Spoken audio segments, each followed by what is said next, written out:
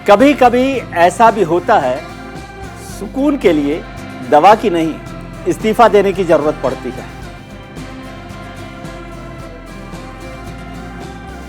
जब घड़ी में बजते हैं रात के 8 तो न्यूज इंडिया पर होती है सत्य की विजय की बात। सत्य जो हमेशा असत्य पर विजय हासिल करता है, सत्य जो कभी झुकता नहीं, रुकता नहीं, कभी कमजोर पड़ता नहीं। नमस्कार, मैं हूं विजय त्रिवेदी। स्वागत है आपका हमारे इस 100% रिसर्च वाले खास शो में। इसमें हम आपको खबर दिखाने से पहले उस पर करते हैं 100% रिसर्च, ताकि आप खबरों को बेहतर और आसान तरीके से समझ सकें। सत्ता का खेल हो गया फेल, परिवार के फेर में पार्टी ऑन बेल, बदली विचार की धारा, गिर गई सरकार, शिंदे आला रे।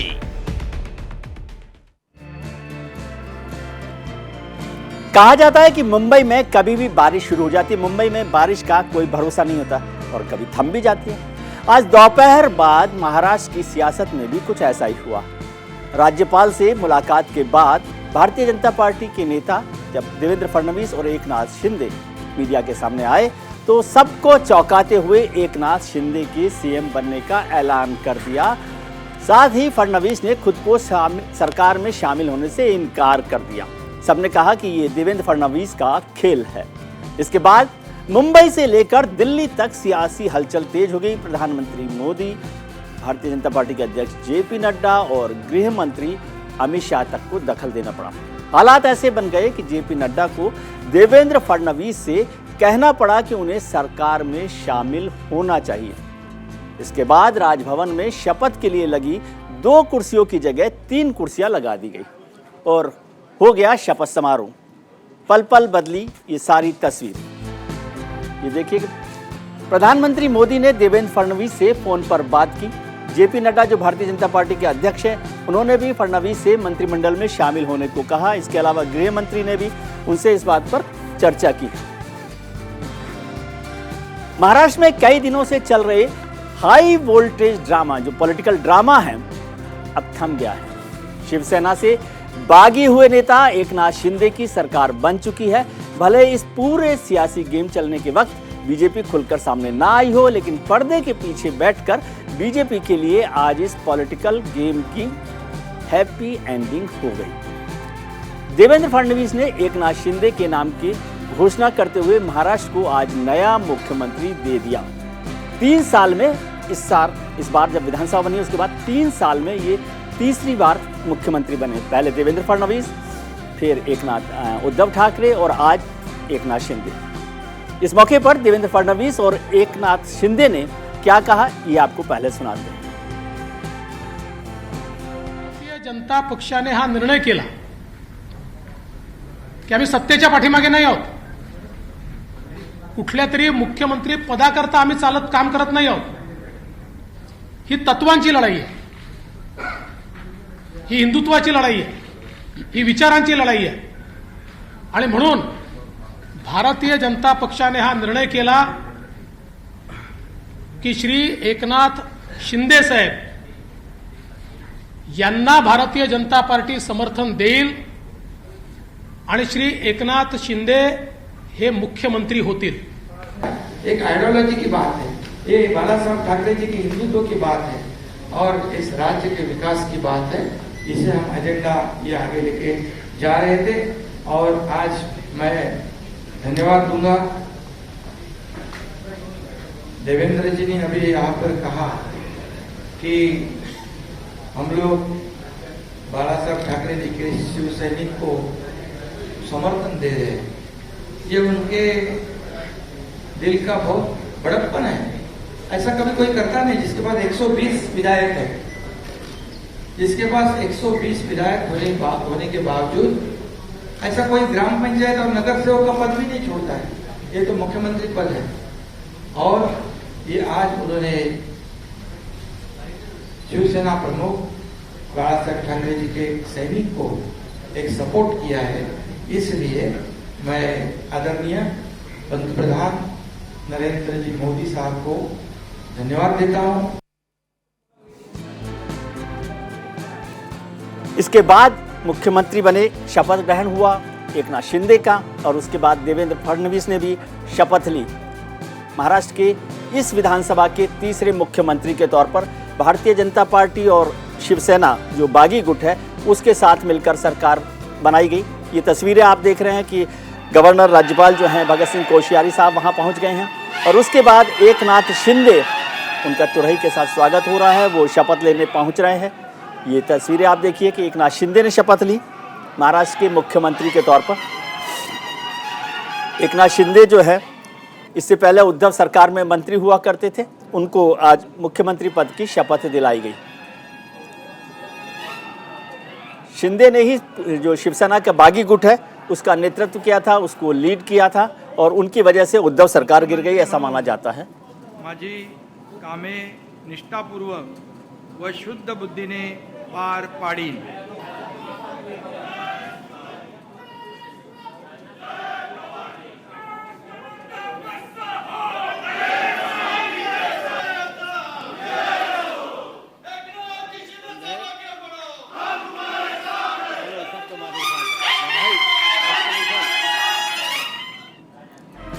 इसके साथ ही जब देवेंद्र फडणवीस का नंबर आया तो उन्हें उप मुख्यमंत्री पद की शपथ दिलाई गई।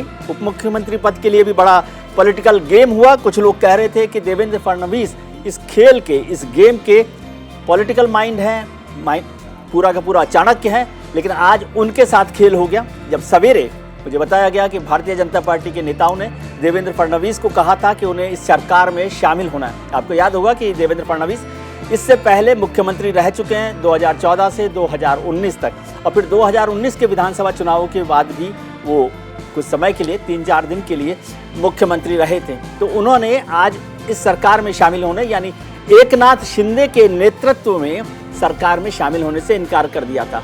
उसके बाद पार्टी के बड़े नेताओं ने उनसे बात की। जयप्रकाश नड्डा ने फॉर्मली यानी औपचारिक तौर पर अपील कर दी। जब प्रेस कॉन्फ्रेंस हुई थी तो उसमें देवेंद्र फडणवीस ने इस बात का जिक्र नहीं किया था। तो इसके बाद जेपी नड्डा साहब ने उनकी अपील की, आग्रह किया कि वो सरकार में शामिल हों। उसके बाद गृह मंत्री अमित शाह ने बात की और ट्वीट किया, और उसके बाद प्रधानमंत्री नरेंद्र मोदी ने 2 बार फ़ोन किया। बताया पहले मनाने के लिए या कहने के लिए कि उनको सरकार में शामिल होना है, और जब उन्होंने इस फैसले को मान लिया तो उसके बाद धन्यवाद दिया।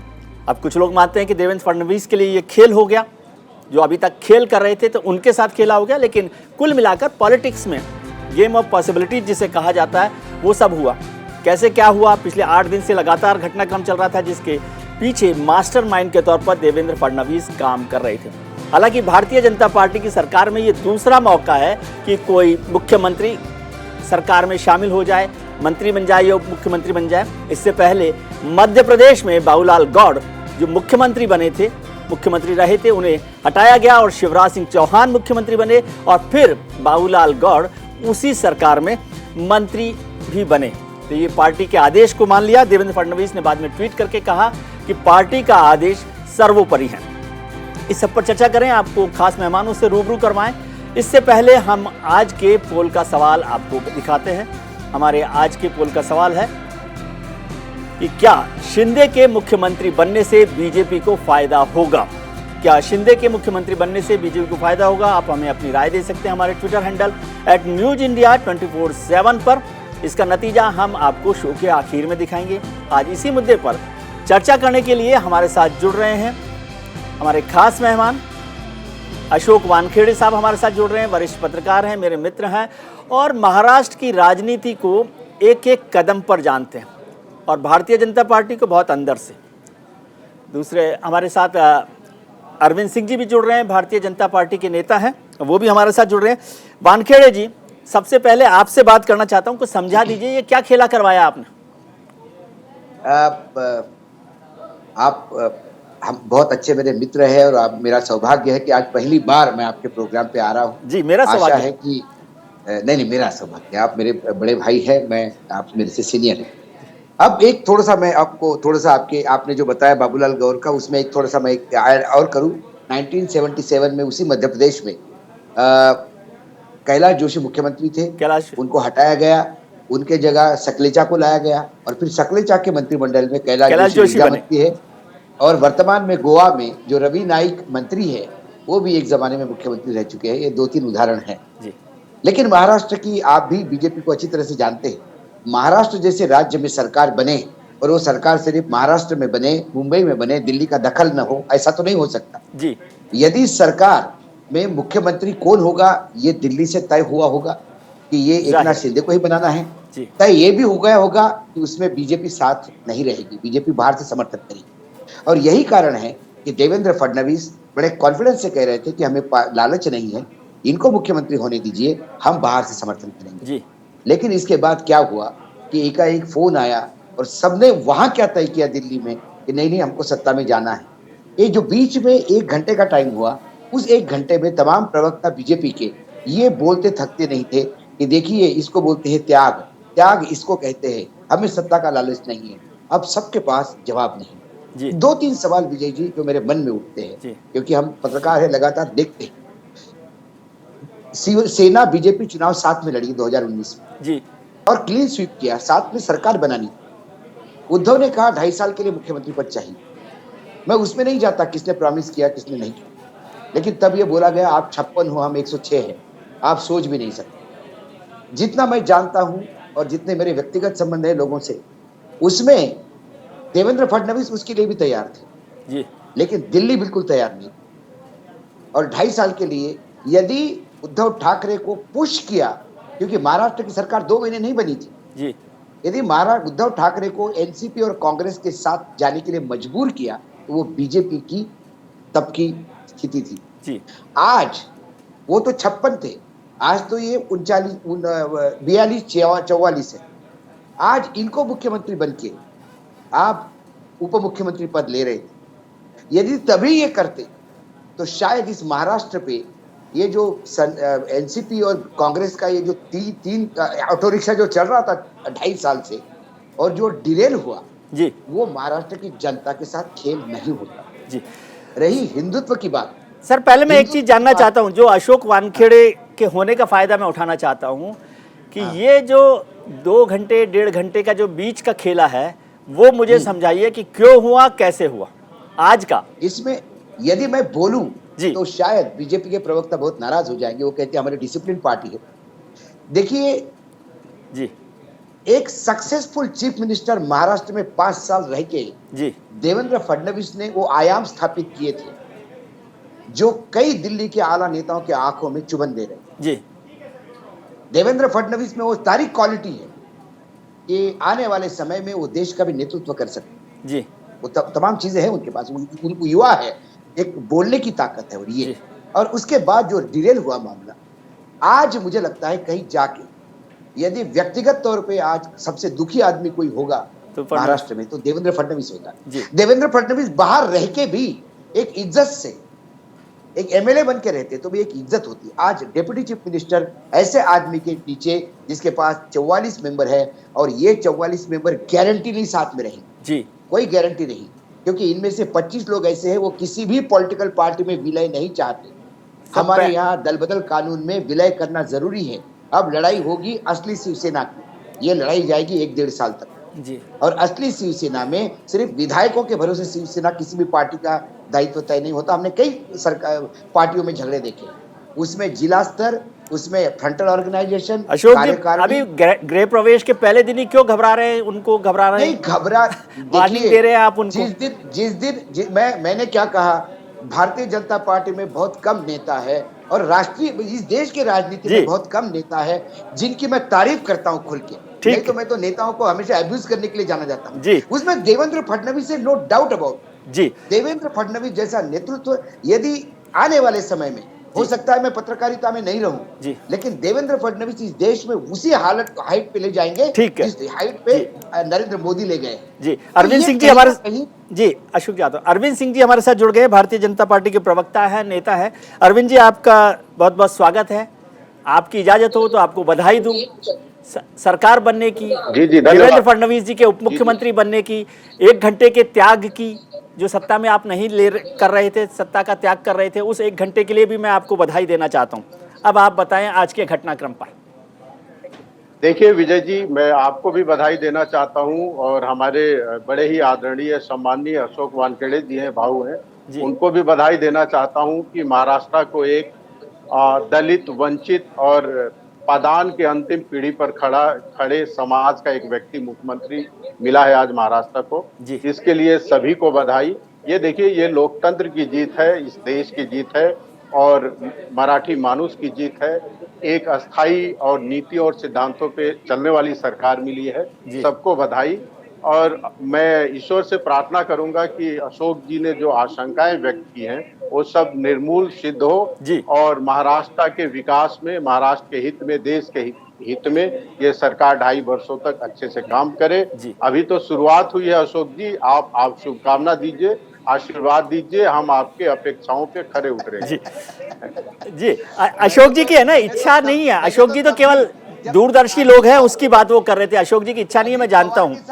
अरविंद जी, एक बात समझना चाहता हूं कि जब पहले चर्चा हो रही थी नवंबर 2019 में सरकार बनाने की शिवसेना और बीजेपी की, उसमें कितना सच है नहीं सच या तो अशोक जी जानते हैं या आप जानते हैं कि 2.5 साल की बात हो रही थी कि 2.5 साल एक सरकार का मुख्यमंत्री रहे, एक पार्टी का मुख्यमंत्री रहे, 2.5 साल एक पार्टी का, यानी 2.5 साल बीजेपी, 2.5 साल शिवसेना। अब 2.5 साल तो निकल गए शिवसेना के मुख्यमंत्री के, अब 2.5 साल बचे। जब 2.5 साल बचे तो अब आप उप मुख्यमंत्री बन रहे हैं, तो सर समझाइए, जब 2.5 साल मुख्यमंत्री रह सकते थे, उसमें 2.5 साल किसी का दूसरे का मुख्यमंत्री रहा और अब फिर 2.5 साल उन्हीं की पार्टी का दूसरा मुख्यमंत्री हो गया, आप उप मुख्यमंत्री बने, तो ये फायदे का सौदा है, घाटे का सौदा है, दबाव का सौदा। और अशोक जी ने कहा कि 56 विधायकों वाली शिवसेना के साथ तो आप तैयार नहीं थे समझौता करने को और 40 लोगों के साथ तैयार हो गए। जी देखिए, मैं केवल 2 बातें कहूंगा। कोई अटकल के आधार पे और गपशप के आधार पे मैं कोई जवाब नहीं दूंगा। शुरू में विजय जी, आपने देखा होगा जब चुनाव हुआ था तो उस समय ये नरेंद्र मोदी जी के नाम पे वोट मांगा जी, चाहे बीजेपी का कैंडिडेट हो या शिवसेना का, और हर मन से कहा जाता था कि सरकार बनेगी तो देवेंद्र फडणवीस से मुख्यमंत्री होगा। चुनाव बाद शिवसेना अपने वादे पे खरे नहीं उतरी और मुकर गई और बीजेपी पे झूठा आरोप लगाया कि इन्होंने 2.5 साल का वादा किया है। और हमने हमेशा चैलेंज किया कि एक भी आप साबुत दीजिए जब हमने कहा हो, किसी भी मंच से कहा हो। हम उद्धव जी के मंच से भी और सारे वरिष्ठ नेताओं के मंच से हमारे नेता कहते रहे कि देवेंद्र फडणवीस जी मुख्यमंत्री होंगे, उस समय इनका कोई विवाद नहीं आया। अभी देखिए, राजनीति में वर्तमान में जो परिस्थिति थी महाराष्ट्र में, जैसे वसूली सरकार चल रही थी, एक कैबिनेट मिनिस्टर दाऊद गैंग के संबंधों के आरोप में अंदर है और इनका जो पुराना डिप्टी सीएम था वो 100 करोड़ प्रतिदिन वसूली में था। इस महाराष्ट्र में हनुमान चालीसा पे रासुका लग रहा था, पालघर की घटनाएं हुई और तमाम सर इस कहानी को छोड़ दीजिए, ये कहानी पुरानी हो गई। मैं तो ये जानना चाह रहा हूँ कि 56 विधायकों के नेता को आप मुख्यमंत्री नहीं बनाना चाहते थे, जिसके साथ 29 साल की दोस्ती भी थी, और 40 विधायकों के मंत्री को वो मुख्यमंत्री आपने बना दिया, इसकी क्या मजबूरी थी? और थोड़ा सा वो अशोक जी जो नहीं बता रहे वो आप बताइए, आपको तो पता ही है वो त्याग की घटना, थोड़ा सा त्याग का खुलासा कीजिए, उससे पार्टी का स्वाभिमान और आत्मसम्मान बढ़ेगा। 1 घंटे का त्याग भी महत्वपूर्ण होता है। अशोक जी सर्वज्ञानी व्यक्ति हैं, वो जो न बता पाए वहां तक मेरी पहुंच नहीं है, लेकिन मैं कहता हूं आपसे, हो सके आप इसको माने या ना माने, हम दर्शकों पे छोड़ते हैं। भारतीय जनता पार्टी ये चाहती थी कि एक ऐसी सरकार मिले महाराष्ट्र को जो महाराष्ट्र के हित में काम करे, जो वसूली अभियान में न लगे और जिसके लिए प्राथमिकता महाराष्ट्र का हित हो, जनता का हित हो, और इसको ध्यान में रखते हुए हमने वर्तमान में निर्णय लिया। और दूसरा एक बड़ा कारण था कि शिंदे साहब एक दलित परिवार से, दलित कहें या समाज के अंतिम कतार पे खड़े समाज से आते हैं, तो उनको भी हमें मुख्यमंत्री बनाने का अवसर मिला, ये भी गर्व की बात है। और आपको बताऊं, उत्तर प्रदेश में 2-2, 3-3 बार हम एक दलित समुदाय के बहन मायावती जी यदि मुख्यमंत्री बनी तो वो भी क्रेडिट भारतीय जनता पार्टी को जाता है। ये वर्तमान में जो भी भारतीय जनता पार्टी नेतृत्व ने जो आपने उत्तर प्रदेश का जिक्र किया अरविंद जी, वो तकलीफ के साथ कर रहे हैं उस अनुभव को या अभी कुछ याद करके कर रहे हैं? हमारे सामने कोई मजबूरी नहीं थी, हम खुशी उनको मुख्यमंत्री बना रहे हैं। नहीं, उस तकलीफ को आप उस तकलीफ को याद कर रहे हैं जो हुआ, जो सब कुछ हुआ? किस बात की तकलीफ? हमने साथ नहीं छोड़ा, हमने तो मायावती जी का जान भी बचाया। आपको गैस आउट कांड विजय जी मेरे से ज्यादा पता होगा। हमारे लोगों ने अपने को आगे कर दिया और बहन मायावती की रक्षा की। हम दलित समाज के लिए पंडित दीनदयाल जी कहते थे कि कतार में खड़े व्यक्ति को न्याय मिलना चाहिए, तो उसके लिए जब भी मौका मिलेगा और बन पड़ेगा, भारतीय जनता पार्टी पीछे नहीं कदम रखेगी। अशोक जी ब्रेक पर जाएंगे, लेकिन उससे पहले आपसे कोई कमेंट चाहता हूं मैं, जो अरविंद सिंह जी ने ज्ञानवर्धन किया उस पर। छोटा सा। अरविंद सिंह जी ने मेरे किसी भी सवाल का जवाब नहीं दिया। अरविंद सिंह जी ने एक मोटे मोटे तौर पे बताया। अरविंद सिंह जी ने पहले ही भाऊ कह दिया आपको, अब क्या जवाब? नहीं, वो मेरे बहुत अच्छे मित्र हैं। जैसे आप देखो, आज हम तीनों ऐसे संयोग से लोग बैठे हैं कि व्यक्तिगत तौर पे हम एक दूसरे को भाई मानते हैं और एक दूसरे, हमारे लिए राजनीतिक विचारधारा बीच में नहीं आती, लेकिन पत्रकार हूँ, सवाल पूछना काम है और जो दिखता है सवाल पूछता है। मैंने तो तब भी, अब मैंने जब कहा कि जब जिस देवेंद्र फडणवीस के बारे में मैंने इतने कसीदे पढ़े हैं, मैंने उनको तब भी कहा था कि ये जो सरकार आप अजित पवार के साथ बना रहे हैं, ये तो मुझे नहीं लगता 5-6 दिनों से ज्यादा टिकेगी, और वही हुआ। मैं इसलिए ये कह रहा हूँ क्योंकि अभी सरकार में बहुत सारे पेच है, लीगल पेज अभी शिवसेना असली कौन इसके है, इनका अभी, और जो 25 लोग हैं वो शिवसेना किसी भी हालत में जो ओरिजिनल शिवसेना के साथ रहना चाहते हैं, उन्हें ये पता ही नहीं था कि ये गठबंधन, ये जो कानून है इसमें विलय होना जरूरी जी, मर्जर की बात है, मर्जर की बात उनको पता नहीं थी। इसलिए भी देवेंद्र फडणवीस ने पहले भी इस सरकार से थोड़ा सा दूरी इसलिए बनाई रखी थी कि व्यक्तिगत तौर पे देवेंद्र फडणवीस ने कई बार ये बात कही है, कई बार, कि सरकार अपनी होनी चाहिए, अपने बीजेपी की होनी चाहिए। ये महाराष्ट्र में जो ये इंडिपेंडेंट और उनके भरोसे सरकार होती है, उसमें नहीं हो पाते काम, बहुत मुश्किल पड़ती है मुख्यमंत्री। ठीक है, ये कई बार वो कह चुके हैं। ठीक है, इस पर चर्चा करते हैं सर। हम चर्चा कर रहे हैं महाराष्ट्र में हुए खेल का, किसके साथ खेल हुआ, किसके साथ खेला हुआ, किसने खेल किया और कौन इसमें विक्टिम बन गए, सब पर चर्चा करेंगे। हमारे साथ खास मेहमान जुड़े हुए हैं, लेकिन पहले देखते हैं इस पूरे घटनाक्रम पर प्रधानमंत्री नरेंद्र मोदी जी ने क्या ट्वीट किया। उन्होंने लिखा है, I would like to congratulate Shri Shinde ji on taking oath as Maharashtra CM, a grassroots level leader. He brings with him rich political, legislative and administrative experience. I am confident that he will work towards taking Maharashtra to greater heights.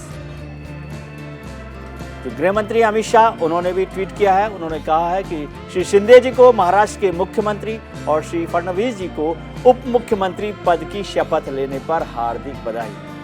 Bharatiya Janata party के पूर्व अध्यक्ष और रक्षा मंत्री राजनाथ सिंह जी ने भी congratulation कहा है, और उन्होंने कहा है congratulations to Shri Eknath Shinde and Shri Devendra Fadnavis on taking oath as Maharashtra CM and deputy CM.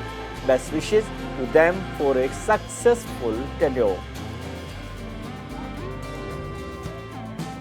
Maharashtra में मुख्यमंत्री की घोषणा तो हो गई थी एकनाथ शिंदे की, लेकिन उप मुख्यमंत्री बनाने के लिए जब बात नहीं हो पाई, प्रेस कॉन्फ्रेंस में घोषणा नहीं हुई, तो भारतीय जनता पार्टी के अध्यक्ष जेपी नड्डा साहब ने एक अपील जारी की, और उस अपील में उन्होंने देवेंद्र फडणवीस साहब के लिए जिक्र किया कि उनको आग्रह किया गया है कि वो सरकार में शामिल हों। हालांकि वो सरकार में नहीं रहना चाहते थे, लेकिन और कर्तव्य की तरह से वो काम सारा कर रहे थे। महाराष्ट्र के विषय पर अभी हमारे वरिष्ठ नेता और महाराष्ट्र के पूर्व मुख्यमंत्री श्री देवेंद्र फडणवीस जी ने इस बात की घोषणा की है कि हमारे अगले मुख्यमंत्री श्री एकनाथ शिंदे जी होंगे, और साथ ही साथ उन्होंने बहुत बड़ा दिल दिखाते हुए इस बात की भी घोषणा की है कि वो व्यक्तिगत रूप में सरकार से बाहर रह करके समर्थन देंगे, और भारतीय जनता पार्टी के पक्ष का पूरा समर्थन एकनाथ शिंदे जी को मिलेगा। यह हमारी पार्टी के नेता और कार्यकर्ता का चरित्र भी दर्शाता है, और यह बताता है कि हम किसी पद की लालसा में और पद के लिए नहीं हैं।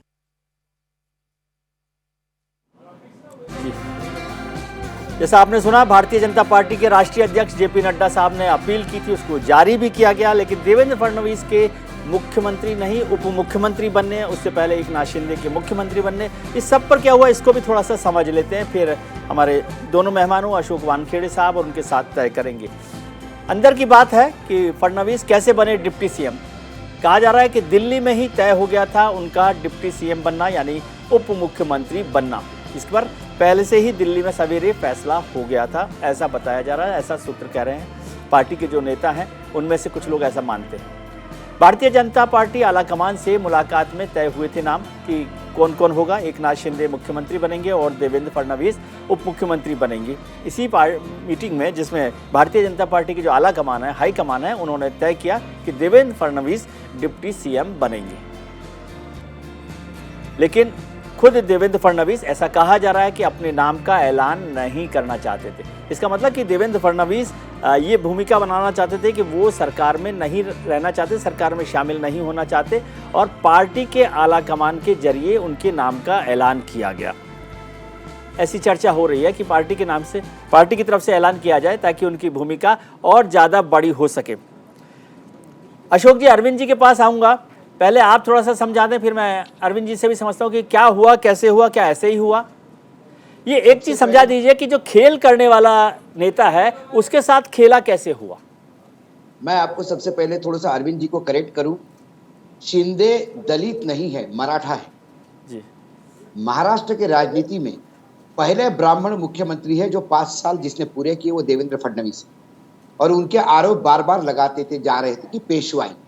देखिए, मराठा राजनीति में और महाराष्ट्र की राजनीति में पेशवा और पेशवाई एक ऐसी दुखती रग है कि लोगों को लगता है कि ब्राह्मणों ने सारी सत्ता हाईजैक की, इसलिए महाराष्ट्र में कोई ब्राह्मण टिक नहीं पाया। एक मनोहर जोशी शिवसेना ने प्रयास किया था, लेकिन 1-1.5 साल में वो भी नहीं चल पाए, नो चल, एक ही ब्राह्मण चल।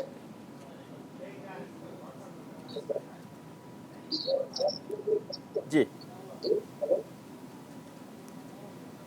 अशोक जी, आपकी आवाज नहीं मिल पा रही है। अरविंद जी आगे हैं। जी अशोक जी। तो मराठे के नाम पे चंद्रकांत पाटिल को अध्यक्ष बनाया, तो ये मराठे का बैलेंस करना पड़ा। इस बार उन्होंने एकनाथ शिंदे में मराठा देखा, पॉइंट नंबर 1। दूसरी बात, जो देवेंद्र फडणवीस, आप सही कह रहे थे, मना कर रहे थे, ही वॉज नॉट इंटरेस्टेड। उसका कारण था कि अभी वो जो स्टेबिलिटी है वो दिखाई नहीं दे रही थी, जो हमको भी सबके मन में है, वो उनके भी मन में थी। वो पॉलिटिकल पर्सन है, वो तो और अच्छी तरह से जानती है इस बात। वो इसलिए बाहर से समर्थन देकर सरकार चलाना चाहते जी। लेकिन दिल्ली में ऐसा क्या खेला हो गया कि देवेंद्र फडणवीस को डेप्यूटी चीफ मिनिस्टर बनाना पड़ा जी। एक आध किसी दूसरे बीजेपी के नेता को भी डेप्यूटी चीफ मिनिस्टर बनते थे जी। महाराष्ट्र में आए दिन ऐसी बातें हुई है जी। जब तावड़े जी को जब जनरल सेक्रेटरी पार्टी का बनाया जी, तो तावड़े जी ये बिल्कुल फडणवीस कैंप के नहीं माने जाते जी, और बिल्कुल लुक लाइन पे पड़े हुए थे जी। उनका जनरल सेक्रेटरी बनना ये महाराष्ट्र के सभी भाजपा नेता वालों के लिए बड़ा शॉकिंग था जी। और कहीं ना कहीं ये मैसेज जा रहा था कि जो देवेंद्र फडणवीस दिल्ली में हम बहुत ज्यादा ताकतवर मानते हैं, वो कहीं ना कहीं पैर छटने चालू हो गए। और उसी कड़ी की एक कड़ी ये है कि उनको बनाया तो गया है सरकार में, लेकिन आप मुझे बताइए विजय जी, महाराष्ट्र जैसी सरकार, आपने भी रिपोर्टिंग की है, आपने भी देखा है बीजेपी को, महाराष्ट्र की सरकार बनती हो और महाराष्ट्र के नेता को ये भी नहीं पता होगा कि पहले तय था ये डिप्यूटी बनाएंगे, लेकिन बताया नहीं उनको भेजना पड़ा, और ऊपर से बोला कि ये आदेश है। क्योंकि जेपी नड्डा का यदि आपने स्टेटमेंट सुना तो उन्होंने कहा कि हम चाहते हैं, और उसके बाद उन्होंने कहा कि केंद्रीय नेतृत्व ने ये आदेश दिया है जी, और फिर आदेश का पालन ना करे, ये तो फडणवीस की एक तो नेचर नहीं। और दूसरी बात है, उनके पास चारा क्या है जी, क्या चारा है, वो डिफाई तो नहीं कर सकते आज के डेट में केंद्रीय नेतृत्व को, तो वो उप मुख्यमंत्री बने। ये सारा खेल जो है इस बात का है जी। तो अब उप मुख्यमंत्री है, सरकार वो चलाएंगे, नाम मराठी का होगा। अब कोई ये नहीं कहेगा कि एक ने ब्राह्मण को बनाया, पेशवाई फिर से आ गई, क्योंकि बार बार आप ये कह रहे हैं कि डिप्टी सीएम सुपर सीएम होंगे, डिप्टी सीएम ही सुपर सीएम होंगे, क्योंकि जब खड़से, आप ये भी तो देखिए ना, 50 आदमी के भरोसे कोई सरकार चला सकता है क्या? क्या हुआ कर्नाटक में? देवगौड़ा की सरकार कौन चला रहा था? कांग्रेस ही तो चला रहा था। वो देवगौड़ा इतना परेशान हो गए कि उनने त्यागपत्र ही दिया। उनने कहा कि बहुत हो गया जी, हर बात के लिए यदि ओटीपी आपके यहाँ जनरेट हो और उस ओटीपी से मैं सरकार चलाऊं, वो तो नहीं होगा ना जी। और ये ओटीपी ही जनरेट होगा, क्योंकि बीजेपी अपनी चीजें करेगी। और मैं बार बार कह रहा हूँ, ये बीजेपी, देखिए बीजेपी गलत नहीं कर रही। बीजेपी यदि महाराष्ट्र में अपने वजूद पे आना चाहती है तो उन्हें दूसरी हिंदू पार्टी को खत्म करना होगा जी। हिंदू असली बात ये है ना, असली बात आप असली बात शिवसेना को खत्म करने की है। महाराष्ट्र की सरकार क्या है जी, दिल्ली में बैठ के ईडी के द्वारा तो पूरी राज्य की सरकार, तो वैसे भी सारे उद्योगपति से लेकर सारे लोग तो सरेंडर है जी। कौन सा ऐसा केंद्र की बात है जो महाराष्ट्र में नहीं हो रही थी? अशोक जी, अरविंद जी को जोड़ना चाहते हैं। अरविंद जी को मैं ऐसे प्रवक्ता मानता हूँ भारतीय जनता पार्टी के, जो पार्टी लाइन की बात तो करते हैं लेकिन अंदर की बात सारी जानते हैं। विजय जी, मेरे को झाड़ पे मत चढ़ाइए। मैं गिरूंगा तो कहीं नहीं संभलने नहीं का नहीं, मैं मौका नहीं सच बात रहेगा। बोल रहा हूँ। मैं अंदर बाहर उतना ही जानता हूं जितना सभी जानते हैं। देखिए, एक बात अशोक जी ने मेरे को करेक्ट किया, उनको धन्यवाद। जी मेरा कहने का मतलब एकनाथ शिंदे जी के बारे में यही था जी कि समाज में और कतार में खड़े अंतिम सीढ़ी से वो आते हैं, बहुत निर्धन परिवार से हैं, जी, तो वैसे व्यक्ति को हमने मौका दिया। ठीक है। दूसरा, अशोक जी ने मेरे ऊपर भारतीय जनता पार्टी के ऊपर जो शक व्यक्त किया है, आशंका किया है कि बीजेपी हाईजैक कर लेगी, उसके पीछे कारण है। जी कारण यह है कि इस देश में जो सरकारें हैं, जो कांग्रेस की और बाकी, ऐसा ही काम किया है। मैं ईश्वर से प्रार्थना करूंगा और हमारे पास चुनौती भी है कि हम अच्छे से सरकार चला के दिखाएं, एक नाथ शिंदे जी को एम्पावर्ड करके दिखाएं जी और एक ऐसी अच्छी सरकार चलाएं जो मिसाल बने इस देश में, महाराष्ट्र में। और ये कार्यकाल पूरा होने के बाद हमारे बड़े भाई अशोक जी को कहना पड़े कि ये मानना पड़ेगा कि बीजेपी वालों ने जो कहा वो किया। और एक बात और जोड़ना चाहता हूं विजय जी, जी हमारे ऊपर तरह तरह के आरोप लग रहे थे कि बीजेपी शासन में आना चाहती है, सरकार बनाना चाहती है। जी। कम से कम ये आरोप तो मिथ्या सिद्ध हो गए। और दूसरी सर, बात, अब तो सरकार में अभी शामिल है, उसके वो बाद तो आगे सरकार में सरकार में शपथ ग्रहण में उसके देवेंद्र बाद- फडणवीस ने शपथ ली है, अब सरकार में है कि नहीं है? लेकिन हम बड़े भाई के रूप में नहीं है, हमने उनको आगे किया है और सरकार में तो इसलिए हम आए हैं कि सरकार में नहीं आते तो ये मैसेज आता कि सरकार मजबूत नहीं है। अच्छा, दूसरी जी जी जी जी अशोक जी बोलिए आप। एक करेक्शन मैं आपको और करवाना चाहता हूँ। जी आपने जो कहा कि एक निर्धन व्यक्ति को हमने मुख्यमंत्री बनाया, नहीं, जो ऑटो चलाता था, ड्राइवर था, उसको कारपोरेटर, मंत्री, कारपोरेटर, विधायक, मंत्री और शिवसेना ने सुपर मंत्री और नंबर 2 पोजीशन शिवसेना ने बनाया। आपने जब उसको बनाया, वो अभी अब्जोपति है, उसको ईडी का नोटिस जा चुका है, जिसको आपने मुख्यमंत्री बनाया। वो कोई अरे सर, डाउन ट्रोडर नहीं है। अशोक जी, आपकी परेशानी यही है, जब ईडी का नोटिस किसी के पास जाता है तो आप परेशान होते हैं, जब नहीं जा रहा तो फिर आप याद दिला रहे हैं।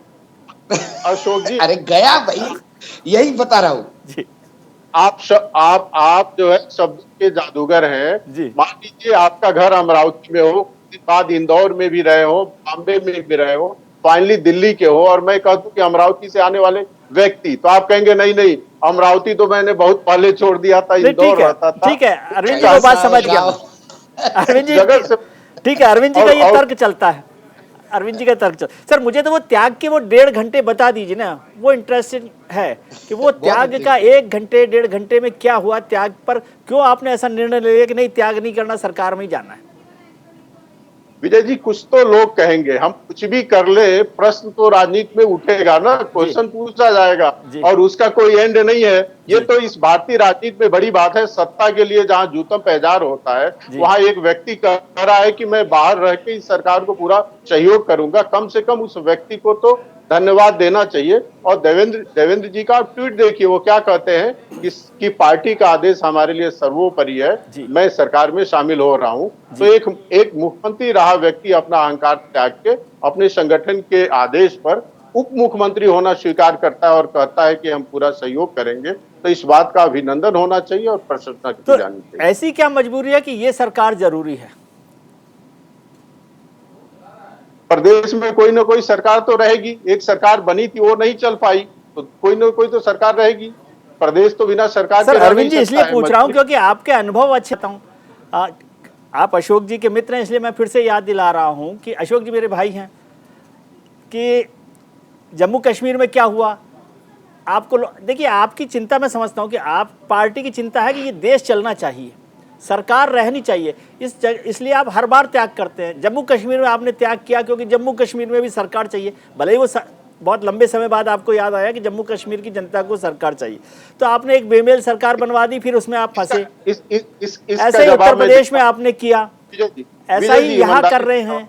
तो ये जो मैं आपके नैतिक और लोकतांत्रिक जिम्मेदारियों से बहुत कायल हूं, लेकिन यह कायल आपका संकट तो नहीं बढ़ाता है। आपने पीएचडी भी किया है राजनीतिक दलों पे, मैं इसका जवाब दे दूं। जम्मू कश्मीर का आपने चर्चा किया, जहां तक जम्मू कश्मीर की बात है, बीजेपी सबसे बड़ी पार्टी थी और किसी से सरकार साथ में मिलकर वादा नहीं किया था, लेकिन बड़ा दल होने के नाते हमारा ये धर्म बनता था कि सरकार बनाने में पहल करें। और एक वहां नूतन प्रयोग था और हम ही ने माना, हमारे नेताओं ने माना कि वो सरकार बीमेल सरकार की लंबे चल नहीं पाई। लेकिन विजय जी, उसमें और शिवसेना के गठबंधन में एक अंतर है कि शिवसेना ने सरकार के लिए अपना विचारधारा छोड़ दिया और हमने विचारधारा के लिए गठबंधन तोड़ दिया, और जम्मू कश्मीर में हमने वो करके दिखाया जो भारतीय जनता पार्टी और उसकी पूर्ववर्ती जनसंघ अपने स्थापना काल से कहते रहे कि जम्मू और कश्मीर से 370 हटना चाहिए। हमने उसको हटा कर दिखाया। हमने अपने नीतियों से समझौता नहीं किया सरकार में बने रहने। ठीक है, ये अंतर है। ये मैं कहना एक चीज और समझाइए अशोक जी की एक बात का और जवाब दीजिए सर। हरियाणा में चौटाला की सरकार, चौटाला जो सबसे भ्रष्ट महाभ्रष्ट जिनके लोग जेल में हो अभी भी और पैरोल पे छूटने के आने के लिए समर्थन देते हो, वो भी तो सरकार आपने बनाई। देखिए अरविंद जी, क्या है, मैं ये मानता हूं, देखिए और आपका वो अधिकार है। भारतीय जनता पार्टी को ये लगता है कि सिर्फ वो देश का भला कर सकते हैं, सरकार वो चला सकते हैं, लोगों का वो भला कर सकते हैं। इसलिए जहां चुनाव जीतते हैं वहां तो वो सरकार बना लेते हैं, जहां चुनाव हारते हैं वहां पे भी सरकार बना लेते हैं। 2014 से लेकर ऐसे असंख्य उदाहरण मैं दे सकता हूं, और होता है, क्यों नहीं होगा। मेरे पास ईडी का नोटिस आया, मेरे पास 2 ऑप्शन है, या तो मैं मेरी संपत्ति जब्त करवा के जेल में जाऊं या मंत्री पद का उपभोग लूं। होता है। नारायण राणे, जिसके बारे में देवेंद्र फडणवीस ने 1 घंटा भाषण दिया डॉक्यूमेंट के साथ विधानसभा पटल पर और सारे डॉक्यूमेंट जमा किए, वो नारायण राणे आपके यहाँ आज मंत्री है। वही अजित पवार का तो किस्सा मैं बता ही चुका हूँ। कृपा शंकर सिंह के बारे में क्या नहीं बोला, वो बीजेपी में आ गए। अब तो महाराष्ट्र में नेता कहने लगे हैं, हर्षवर्धन पाटिल पूर्व मंत्री, उन्होंने ज्वाइन करने के बाद एक बात बोली और पब्लिकली बोली, रैली में बोली कि मैं हर्षवर्धन पाटिल चैन की नींद सोता हूं क्योंकि मुझे ईडी सीबीआई का डर नहीं, क्योंकि मैंने बीजेपी ज्वाइन कर। आप लोगों को समझना चाहिए, यदि ये बात होगी तो कौन नहीं ज्वाइन किएगा। आप मुझे बताइए, प्रताप सरनाईक, अशोक जी, सत्संग का भी तो कोई फायदा होता है। आप इतने बुजुर्ग आदमी, सत्संग का भी तो फायदा होता है। सत्संग आज लोग प्रसाद खाने जाते हैं साहब। आजकल लोग सत्संग में इसलिए जाते हैं कि बाबा कुछ लाइजनिंग करेगा, कोई एक आध कारपोरेशन देगा। मैंने देखा, आप और हम एक ही जगह रहते हैं, एक ही सोसाइटी में रहते हैं। अपने यहाँ एक पार्क है, उस पार्क में संघ की शाखा लगती थी, 8-10 लोग होते थे। जब से नरेंद्र मोदी प्राइम मिनिस्टर बन गए, वहां 25 लोग आने लगे। तो ये लोकप्रियता उसकी वजह है अशोक जी। हाँ, अरविंद जी को जी, अरविंद जी बोलिए जी। अशोक जी, मैं ये कह रहा हूँ, हम तो आपको सुनते ही रहते हैं, हमें मौका थोड़ा दीजिए। हरि अनंत हरि कथा अनंता, एक का मैं जवाब दूंगा। अशोक जी के पास इतना डाटा है कि तर्कों से एक और प्रश्न पूछ लेंगे, फिर उसका जवाब दूंगा, तीसरा पूछेंगे। मैं केवल इतना ही कहना चाहता हूँ, शाखा के बारे में बात किया, 2 तरह के आरोप लगते हैं। एक तो ये लगता है कि कुछ लोग कहते हैं कि सरकार आ गई, अब शाखाओं में संख्या कम हो गई है, अब शाखाओं का काम नहीं रह गया, अब सरकारें करेंगी। दूसरी तरफ ये भी आरोप लगता है कि सरकार आई है इसलिए संख्या बढ़ गई है। तो एक ही साथ 2 तरह के आरोप लग रहे हो तो आप क्या जवाब देंगे? दूसरी बात मैं ये करना चाहता हूं कि चाहे आप बीजेपी के अंदर हो या बाहर हो, ईडी अपना काम करेगी। आप एक भी उदाहरण नहीं देंगे जिसमें बीजेपी में आने के नाते उनको नोटिस बंद कर दिया गया और केसेस बंद किए गए। फिर वो बहुत सारे नाम आ जाएंगे। आप अशोक जी को चलेगी जी, अरविंद जी, मैं बहुत सारे नाम दे सकता हूं। जी, समझ गया मैं। अशोक पूरी हो पाई तो आरोप फायदा नहीं रह जाएगा जी। अशोक बाबू, आप आरोप लगाएंगे, बात नहीं पूरी होगी तो फिर फायदा नहीं रहेगा। दूसरा, हमारे ऊपर ये भी आरोप लगता है कि विपक्षियों पे आप आरोप तो लगाते, ईडी नोटिस तो देती है, लेकिन केसेस कितनी प्रूव होती है? भैया, जांच एजेंसियों का काम है जांच करना। यदि आप सही है तो सांच को आज क्या, आप अपना जवाब दे दीजिए। और वैसे भी डिसीजन ईडी को नहीं करना है, डिसीजन करना होता है कोर्ट सरकार को, और सरकार को, कोर्ट को करना होता है। अच्छा, तो मीडिया ही हमसे कहती है कि विपक्षियों पे भी ईडी जांच करती है, लेकिन कितने को सजा मिलता है? तो आप यदि सही हो तो पक्ष में हो या विपक्ष में हो, आपको डरना नहीं चाहिए। और मैं तो ये भी कहूंगा, जिनको डरना हो और डर लगता हो, उनको राजनीति में और समाज सेवा में नहीं आना चाहिए, क्योंकि समाज सेवा करने का काम ईडी से डरने वालों का नहीं है। हम भी विपक्ष में रहे हैं और लंबे समय तक विपक्ष में रहे हैं, और हमें भी डराया गया होगा, धमकाया गया होगा।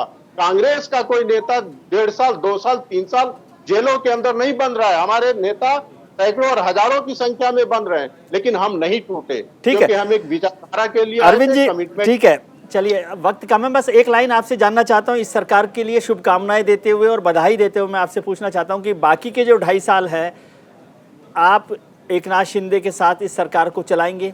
इसको बेमेल गठबंधन तो आपने कहा कि नहीं है, तो ये जो मेल वाला गठबंधन, अशोक जी आपसे आखिरी बात कमेंट लूंगा, पहले अरविंद जी से। एक सवाल मुझे भी पूछना है अरविंद जी। अशोक जी को बोलने दीजिए, अशोक जी को बोलने दीजिए। आप अपना सवाल पूछ लीजिए पहले। आप पूछ लीजिए तो फिर बात खत्म हो जाएगी, मेरे पास समय कम है। अशोक जी, अभी ये महाराष्ट्र का तो केस खत्म हो गया, सरकार बन गई है, सब ठीक है, अब झारखंड पे कब बैठे हैं? अशोक जी, मैं न तो राजनीतिक विश्लेषक हूँ न भविष्यवक्ता हूँ, इसलिए इस सवाल का हमारे पास जवाब नहीं है कि कब तक चलेगी कब तक नहीं चलेगी, मैं इसकी फॉरकास्टिंग नहीं कर सकता हूँ। जी चलिए, बहुत बहुत शुभकामनाएं आपको और बहुत बधाई भी कि सरकार बनी है आपकी, आप महाराष्ट्र की सेवा करें। काफ़ी 8 दिन से वहाँ पर काम ठप था। अशोक जी आपका भी बहुत बहुत शुक्रिया कि आपने हमारा ज्ञानवर्धन किया। आज हमने शो की शुरुआत में आपसे पोल में एक सवाल पूछा था कि क्या एकनाथ शिंदे के मुख्यमंत्री बनने से भारतीय जनता पार्टी को फायदा होगा। इस पर लोगों ने हमें अपनी राय पहुंचाई है। सवाल था कि क्या शिंदे के मुख्यमंत्री बनने से बीजेपी को फायदा होगा। जवाब मिला है 55% लोगों ने हाँ कहा है, जबकि 45% लोग ऐसा नहीं समझते। यानी 55% लोगों को लगता है कि फायदा होने वाला है बीजेपी को इस सरकार के बनने से। आपने राजनेताओं की बात सुन ली है, हमारे पैनलिस्ट की बात सुनी है, जनता की बात भी सुनी, और अब छोटी सी बात मेरी भी, यानी विजय भी। मोह उतना हो जितना बचा सको और कैंडिडेट उतने रखो कि सरकार बचा सके। करीब 1 हफ्ते से चली आ रही महाराष्ट्र में महा लड़ाई में फाइनली रिजल्ट आ गया और शिंदे साहब पास हो गए। राजनीति नहीं कर पाई और परिवार मोह के चक्कर में उन्होंने मुख्यमंत्री की कुर्सी गंवाई। वर्षा से उद्धव बड़ी बेरुखी से एग्जिट हुए थे। अब उसमें एकनाथ पूरे गाजे बाजे के साथ एंट्री लेंगे। देवेंद्र फडणवीस ने भी महाराष्ट्र के माहौल को देखते हुए उप मुख्यमंत्री पद की शपथ ले ली। दोनों को बहुत बधाई हो, मिलने पर मिठाई हो, वो भी शुगर फ्री वाली। आज के कार्यक्रम में इतना ही। उम्मीद करता हूं कि आपका आने वाला कल आज से बेहतर हो। आप अपना ख्याल रखिए और उनका ख्याल रखिए जो आपका ख्याल रखते हैं। नमस्कार, शुभ रात्रि, शबक है।